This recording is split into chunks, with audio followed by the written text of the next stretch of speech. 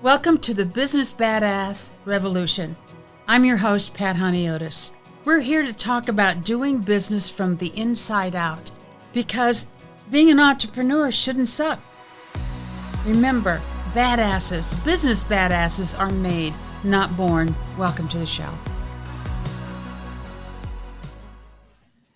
Hey there, this is Pat Honiotes with the Business Bada Revolution. And we're already rocking and rolling over here. It seems like whenever we hit the record button, we're already giggling and laughing and carrying on. And that's really what it's all about. I'm kind of like, if it ain't fun, I ain't going to do it.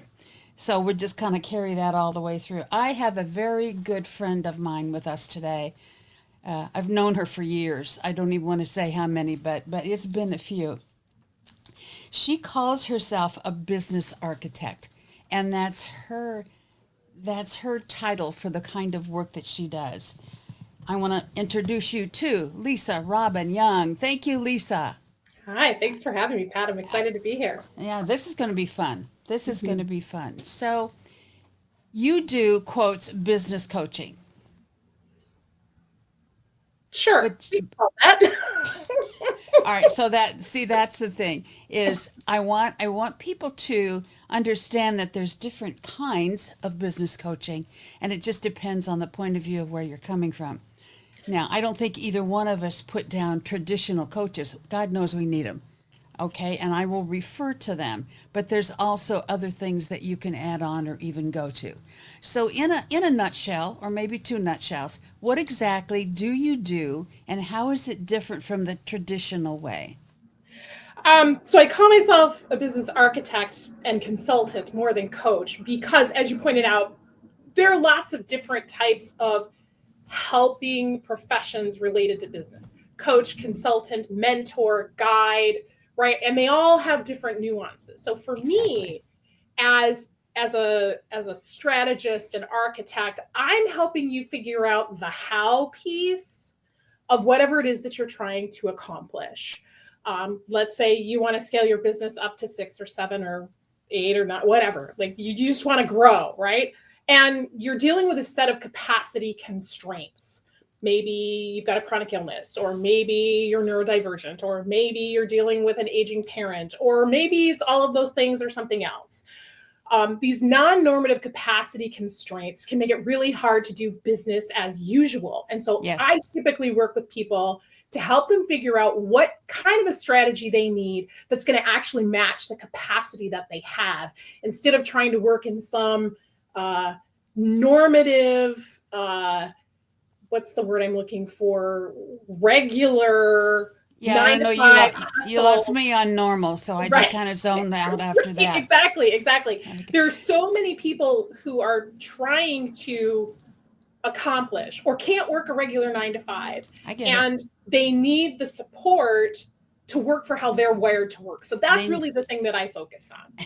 And it's not, I call it permission as well as support, Lisa. I give my folks a lot of permission to do it their way. Absolutely. Because other way isn't going to work anyway. Right. So why? How'd you get here? Why? The long and winding road of my 30 plus years in the online world. Ever since I was very young, doing things my way has kind of just been how I was wired. I was 10 and I'm from Flint, Michigan. And so there was a band that came out of Flint, Michigan called Ready for the World. I was 10 years old. They had made it big. And I was like, well, if they can do it, so can I. I want to be a rock star.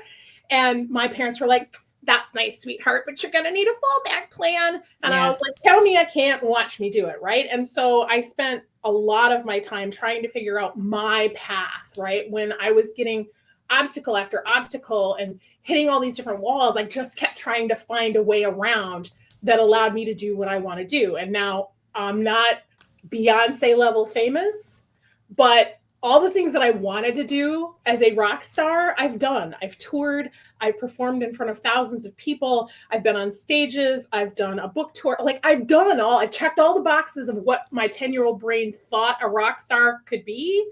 And I don't have all of the stress of living Beyonce's life. So there you go. Okay. So I want to know about your thinking, and I know that can get scary. We've talked before.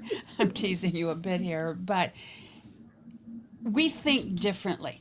So let me give you something and tell me how you think about it or what would happen. Sure. All right.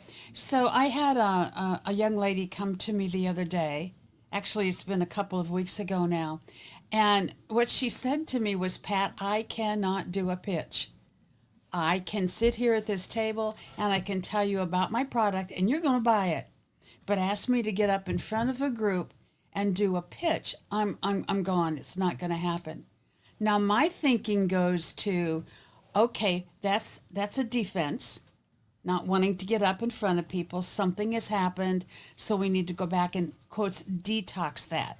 And so I may be looking at some things that have happened to her to help her visualize it or redo it in her mind. Now, that's not a very direct approach, but it works. And when the direct approaches don't work, that's what I go to. My sense is that you would handle it a bit differently, would you? Yes. While I think that the work that you do to get to the internals is super important, it can take time sometimes for people to unpack that. Absolutely. And so if I've got a person in front of me who's like, I need to do a pitch at this networking meeting that's coming up, and like, I just can't, I like to look at, well, what can you do? Right? My perspective is, if the idea of a pitch is just too stressful, but you can talk one-on-one with somebody about what you're doing, how do we shift your mind in the moment to look at how you can just share authentically and genuinely about what you love about what you're doing to a whole room of people, but maybe keep your eyes on one person so that it feels like you're really only talking to one person instead of the whole room, right? So to try and find that in the moment, what can you do right now? One of the things I love to tell my clients is do what you can as you are able, because our ability changes from day to day. Our capacity shifts from one moment to the next, sometimes depending on how stressful our lives are. And you have to be able to, number one, acknowledge that. And number two, be willing to work with it. Because I think the hardest thing for people is wanting to have a capacity that they don't have and bemoaning that and whining and railing about it instead of saying, but this is what I do have, so this is what I can do, so I'm going to do this. Okay, so this is a place where I can see different parts, different aspects of different coaches really working together. Mm-hmm. You know what? Something just popped into my head. I don't know if that's good or bad, because sometimes it depends on what comes out of my mouth. But you know what? Wouldn't it be fun? We may talk, Lisa. Wouldn't it be fun to have a team of coaches of maybe 2 or 3 or 4 that thought enough alike that we could get along, but were different enough that we could work with clients in different stages? Now, nobody take my idea. It's probably been done before. But here's the thing. Done it. Here's the thing is, I could refer someone to go, okay, I'm working with this gal and her pitch is next week and we're not going to get there by then. Can you take her for, okay, that's what I'm looking at. All right, tell me how you think. How are you? And that's really a broad question. I could be asking for trouble. So let me rephrase it. What are your go-to questions to yourself in your mind when you're talking with a client for the first time? What's your perspective? How do you look at it, Lisa? That's a really great question, Pat. And one of the things about me is I like to call myself the great assimilator, right? I pull from a lot of different realms and worlds because I've been exposed to a lot of different realms and worlds. So I don't know necessarily that I ask the same questions all the time. I think if there are questions that I ask all the time, one of them is always, who are you really? Like, what do you really want? Like, you as a human being, what do you really want? What motivates you? What excites you? What drives you? Because when you can get to the heart of who a person really is, you can start to understand the bigger context around why their life is the way it is. Not only that, where they're going. Right. Even sometimes before they do. Yes. Yeah. Okay. Yes. And I think that's one of the cool things about being a coach is that sometimes we can appear to be prognosticators or fortune tellers, and it's like, no, I've just seen this pattern enough that I know that you've got a really good chance of continuing on this path if things don't change, or unless you don't want them to change. So I think that even when I'm doing business model design for clients, I'm looking at, who are you? That's always where we start. Who are you? Why are you doing this?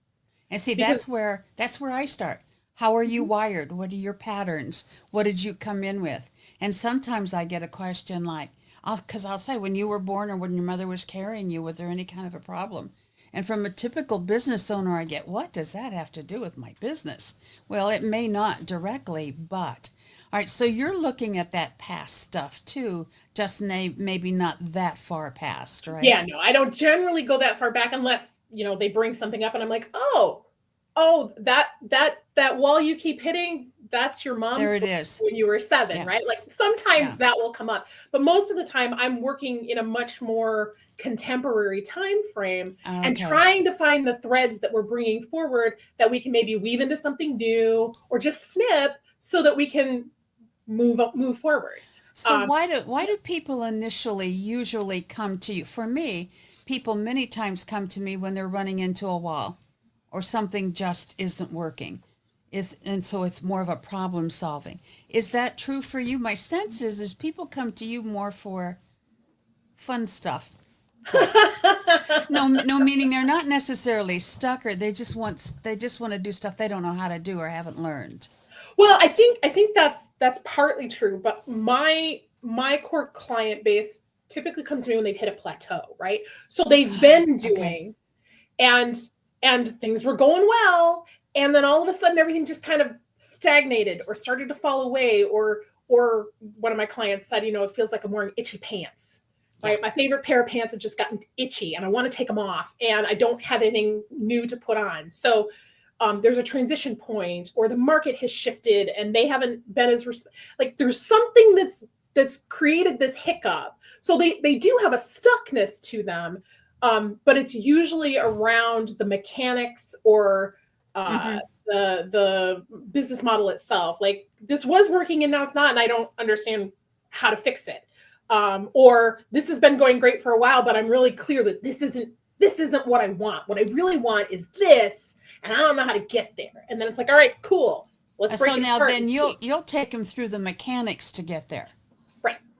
Okay, and from my point of view, I'd take them to about what is the mindset that they have, or what's the wound-driven belief they have about themselves that they won't even go with you. Do you know what I mean? Right. Right. I've had Right. people say, "I'm working with a coach," but well, then that just means there's something that they're not looking at. They're not aware of it, and Right. that's where Right. we Or it's not okay. their area of expertise, right? Like, Oh I, yeah, when we talk about like football, there are lots of different coaches on a football team. You have your head coach, but then you've got this coach and that coach. Baseball, same thing. You've got a pitching coach, you've got a batting coach. Golf, you've got a swing coach. Like, there, we often look at the coaching industry and think, I need a coach. exactly, exactly. Sometimes you need different coaches for different things. All right, now I'm working with a story coach who's helping me hone and massage my stage presence and the way I give my talks and my presentations. In the past, I've worked with money mindset coaches, and you come to the table with a set of needs, and if somebody came to me and it was very clear that I was witnessing these kinds of things that you are much more suited to deal with than I am, I'm going to say, well, I can maybe help you with this piece, but you should really talk to somebody like Pat, right? And this Because is that's not my wheelhouse. And thank you for admitting that. Many coaches won't, I'm sorry to say, or many coaches that I've known haven't, and that's okay. It's there, but I'm happy to hear you say that. The other thing is, at what point, I'm not sure how to ask this. At what point do you say this isn't working? We need to go. I need to send you somewhere else, or you're just not. At what point is that for you, Lisa? So there are a couple of different experiences that I have had in my coaching consulting journey where it became very clear that we needed to complete. Okay, that's a nice way of saying it. Okay, Because completion can happen for a number of reasons. right. It's very clear we're not making progress in the ways that we thought we should in working together, or a complete mismatch of values and ideals has sprung up. We've seen a lot of that happen in the last 4 or 5 years, particularly as the political landscape has changed. People are starting to stand up on their values more vocally and visibly. And it's like, yeah, you and I probably aren't aligned, and it's probably not a good idea for us to continue to work together. And so sometimes it's a values mismatch. Sometimes it's just a progress mismatch. And it's interesting because in working with people who have capacity constraints, there's an expectation that things are going to move a little bit more slowly for some of them because they're dealing with multiple marginalizations and they're dealing with very limited capacities. Somebody who could normatively make 6 figures in a half a year might take someone with a lot of capacity constraints 18 months, 3 years. So here, I'm going to interrupt you for a minute here because Yeah. you've used that term, limited capacity, not, and you use it with so much respect. So I want you to go into that a little bit more and saying, okay, what do you consider a limiting capacity? Tell me what would that be? I always talk about capacity aware business design. You have to be aware of a person's capacity. And that means to be, do, have, experience, right? Can you execute? Do you have the willingness to execute? Do you have the ability to execute? So capacity comes in a lot of different shapes and sizes. For a lot of people, it's energy and effort capacity, right? Okay. For other people, it can be financial resource capacity. And it's just being aware of what are the capacity constraints that you have. Is it a physical health challenge? Is it limited income? Is it, dealing with an ailing family member? Well, so everyone, and I may be generalizing here, and I'm doing that on purpose to get you to talk more, Sure. is that everyone has a limiting capacity of some kind. Absolutely. And some of us have more than others. And it's recognizing what those constraints are and then operating within them and not trying to fight against them. Because while it is true that you can grow capacity, it's not infinite. It's not scalable, and you can't do it all the time. You have Ken Blanchard talked about the 7 dynamics of change. Yes. And one of those dynamics of change is readiness. And if you're not ready to expand capacity, you're going to continue to hit a wall and not be able to expand your capacity in that area. So you can fight over it and get angry about it, but that doesn't help you make progress. That's what I'm like, you need to talk to Pat so that she can help you with your mindset around why you're arguing and complaining and instead of moving forward, right? But so if you're ready to move forward, I can help you find some strategies to do it. I was going to say, so you actually do teach people strategies and systems then? Yes, strategies and systems are my thing because I'm such a pattern finder. But right? You do it from such a different point of view. Yeah, and I think that comes back to, my childhood and wanting someone to show me how to do the things that I dreamed about doing and not having that support available to me. And I'm like, well, if you've got a dream and you really want to do this thing, it's not going to leave you. It's going to keep dogging you for the rest of your life. So let's figure out how to at least get you started, because once you take the first step, and this is something I tell clients all the time too, like your goal is not always the goal, because we live right here in this box with this limited viewpoint. We all do. Some of us have bigger boxes than others, but it's still a box. And we see that thing in front of us and we're like, I want that. Yep. Okay, well, let's figure out how to go there. And then you take that first step and all of a sudden your field of view shifts. And maybe that's not what you want anymore, but maybe it's that thing over there. Well, sometimes when you achieve that goal, the way I explain it is, okay, we're going to get you. You want to the top of this mountain. We're going to get you to the top of that mountain. Mm-hmm. And they get to the top of the mountain and they go, oh boy, I did it. And then they look up and they look around and they go, now I want that one. Sure. That's where, another piece. Right. Yeah. Okay. Do you have a book? I have 2 books, but my most recent book is right here.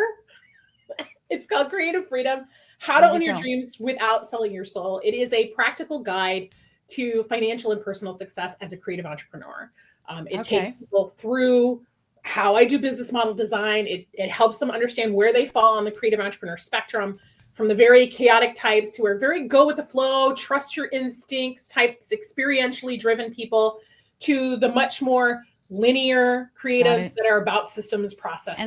And that's available on Amazon, yes? You can get it on Amazon Would or you show wherever. us would you show us one more time and give us the title, because I didn't. called Creative Creative Freedom. Freedom: How to Own Your Dreams Without Selling Your Soul, a guide to personal and financial success as a creative entrepreneur. So Lisa Robbin Young. when people pick this up and start reading it, can they start taking action with it right away? Absolutely. That's what I was hoping. Okay. Every chapter has activities and questions at the end so that you can actually start. Because I am all about results. Like, for better or for worse, I like people to get results so that they can actually start to get some momentum and move towards that thing that is so important to them. Lisa, what are 2 concepts that you really, really, really want our listeners to get today? 2 pieces of gold that you're going to leave them with. If there are 2 things that I can leave at the feet of your audience, the first one isn't even mine. It belongs to Judy Garland, who is from the area where you live right now. And she said, it's better to be a first-rate version of yourself than a second-rate version of someone else. Oh, I like that. I like that. Yeah. That is really one of my guiding principles. The second thing that I would say is, if a grown-ass man can make a living unboxing action figures on YouTube, there is a market for what you have to offer. You just have to find it, right? And you can do this your way. You just have to figure out what that is and make sure you have the supports in place to go do, be, or have that thing. And I would even take that a step farther. Yeah, you have to have that, but you have to. There's people I find need permission. It's not. It's just like they need permission to be who they are. Here it is. Take it. You've got permission. Go. Yeah. Go. Yeah. Yep. Because they've been told and you experienced this in your childhood as well. You've been told it's not okay to be that. That's not who you are. You don't really feel that way. Whatever. Yeah. I am so happy you're here. Thank you so much. Anything you'd like to leave us with, or have you already done that? Let me see if there's anything else. Yes, please check it out.